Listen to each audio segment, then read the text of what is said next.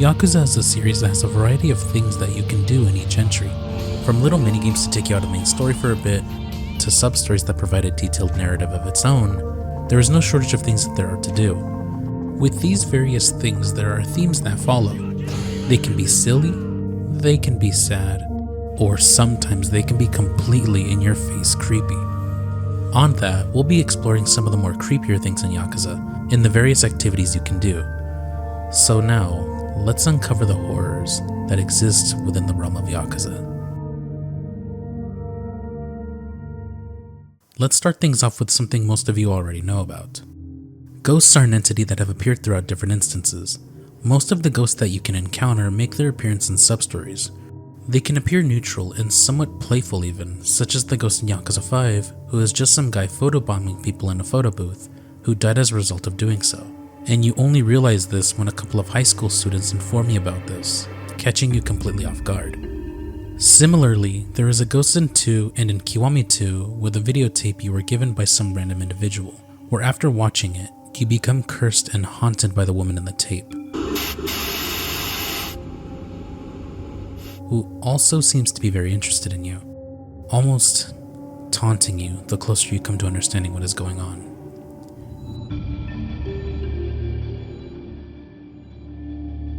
By the end of the sub-story, she appears right behind you, ready to take your soul, until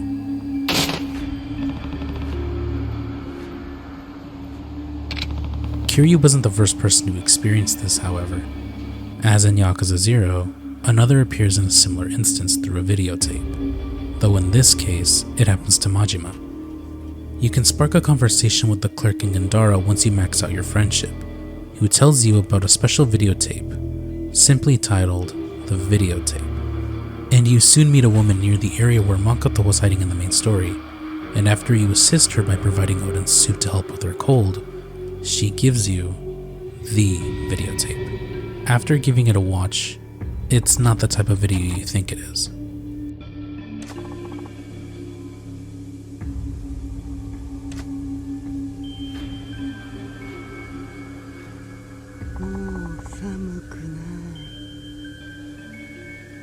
Luckily, she seemed thankful the last time you met, so she doesn't decide to haunt you. Some are even completely hostile, such as the ones in Yakuza 6, where you have to face them in combat.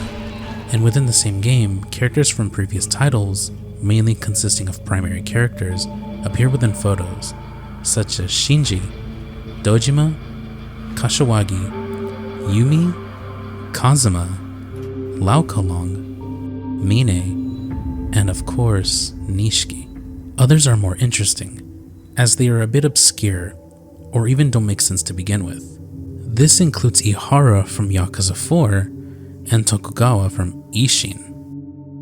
I have always thought that these ghosts were just part of Kiryu's imagination, since these ghosts are just images from certain points in different games. But Kiryu has never met Ihara, and especially Tokugawa, so it leaves a lot to the imagination about what these ghosts really are.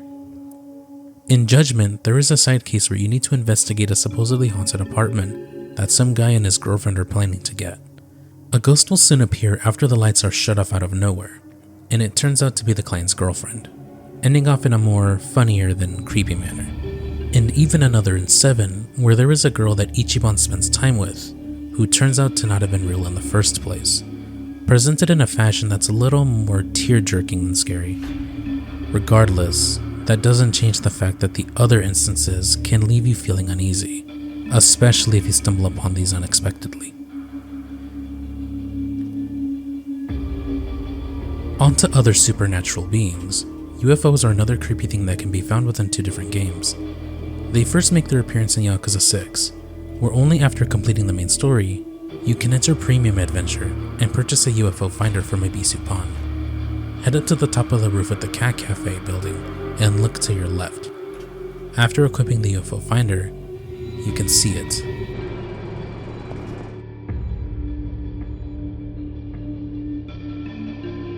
Another can be found in Onomichi. After you head up to Senkochi, look straight off the balcony.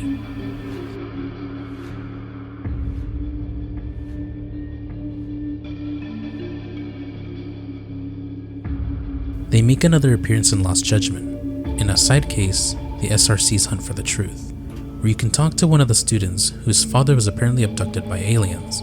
A mini remote-controlled UFO appears on the roof of the school, and after giving chase to it, you debunk the theory of aliens existing in Yokohama.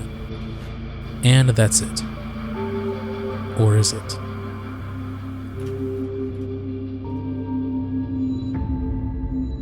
It's unknown what their purpose is for visiting both Kamurocho and Yokohama. We don't know if they're peaceful or hostile, just checking out the place or looking for a new place to invade. But I don't think it will be easy with these guys around. Kappa are beings within Japanese folklore.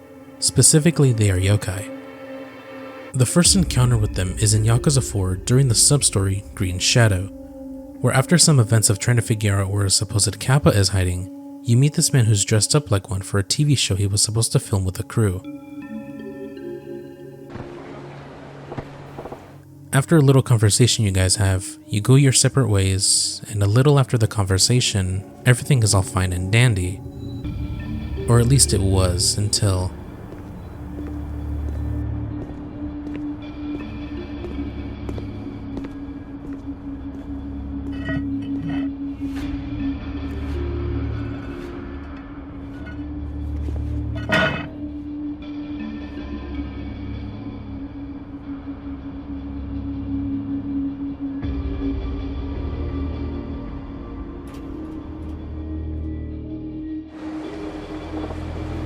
With everything I've talked about so far, this shouldn't come as a surprise. Kappa living under the streets of Kamurocho is just another thing to add to the list of unsettling things that go on in this city.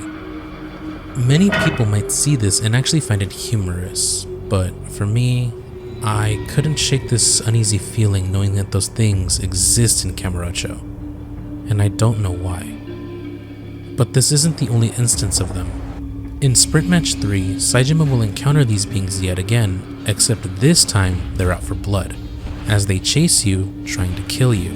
And also in Sprint Match 5, while you're chasing Mac, if you go around at least once, you can see them lingering, cheering you guys on during the chase.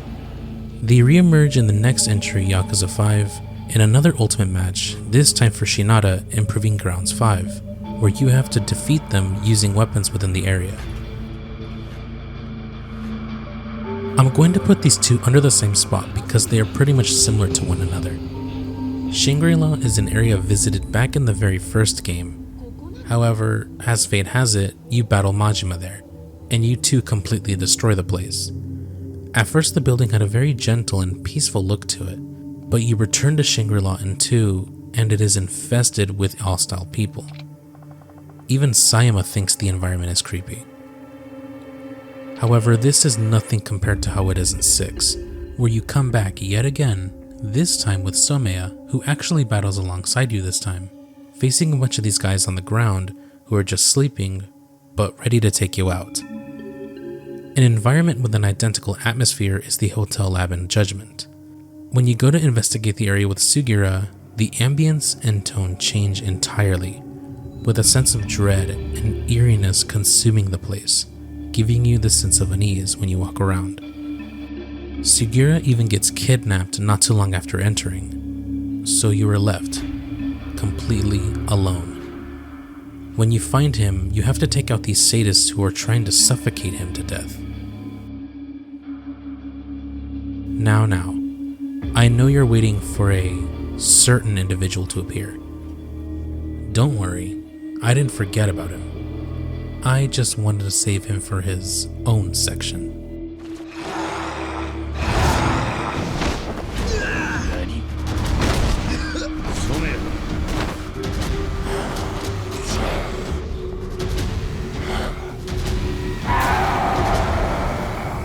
Hangman is definitely one of the creepiest things that the Yakuza devs have created.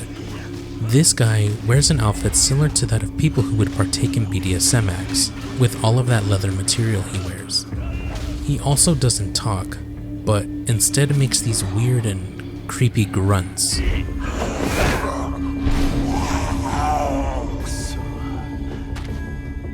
Also, I'm not sure if this guy is even human, A lot of the things you see him do, at the very least, make him superhuman, given that he's able to hang from walls and even be electrocuted while in water and survive like it's nothing.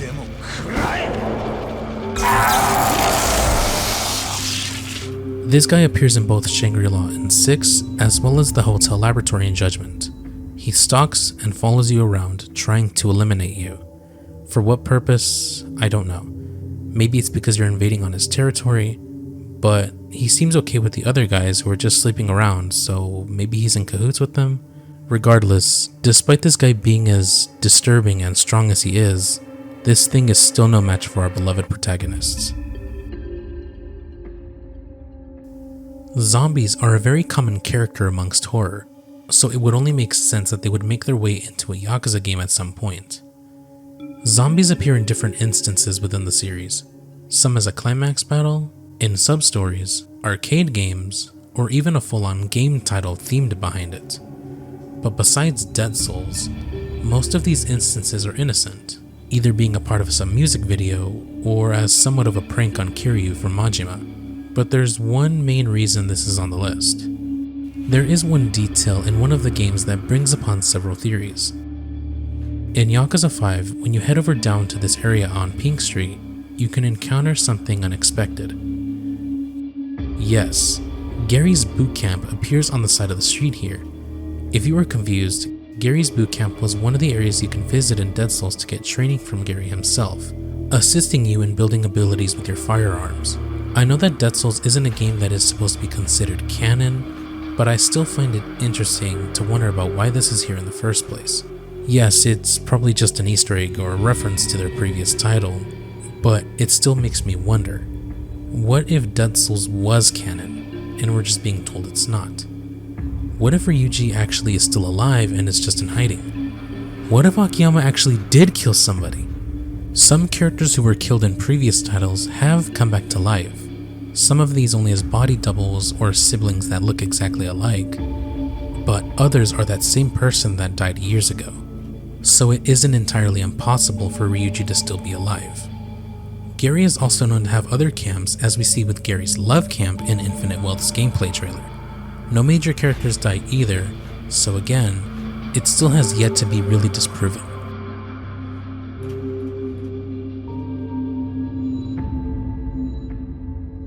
Now onto a side case in Lost Judgment that wasn't directly scary, but more disturbing and uncomfortable to watch.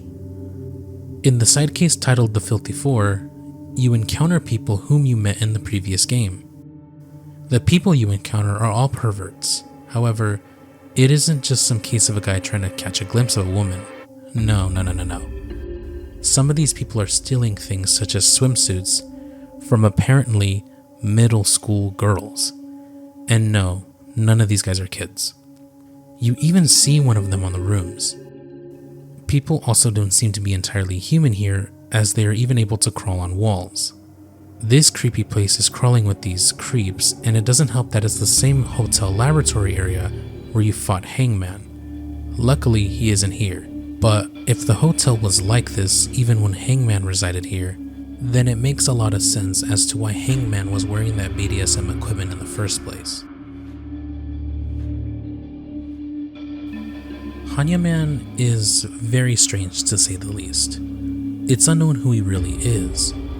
All we know is that there's a certain interest he has in Kiryu, as we see in Kiwami, and is even one of Kamaki's disciples.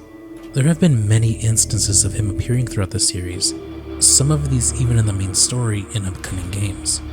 However, these are assumed to be knockoffs, or people who only wish to emulate the energy of the original Hannya Man. But these beings could also be clones of the original, as it has been proven that they are able to multiply given what we are shown in Kiwami's climax battles. The fighting style that they use in battle seems to be the very same style that Majima uses in Yakuza 0, the thug style. This strange anomaly is so powerful that even Majima wanted to copy them. Regardless, I hope that if you ever decide to roam Kamurocho at night, that you don't hear the music that plays whenever he's around, because if you do, he sure as hell knows where you are, and he sure as hell is coming after you.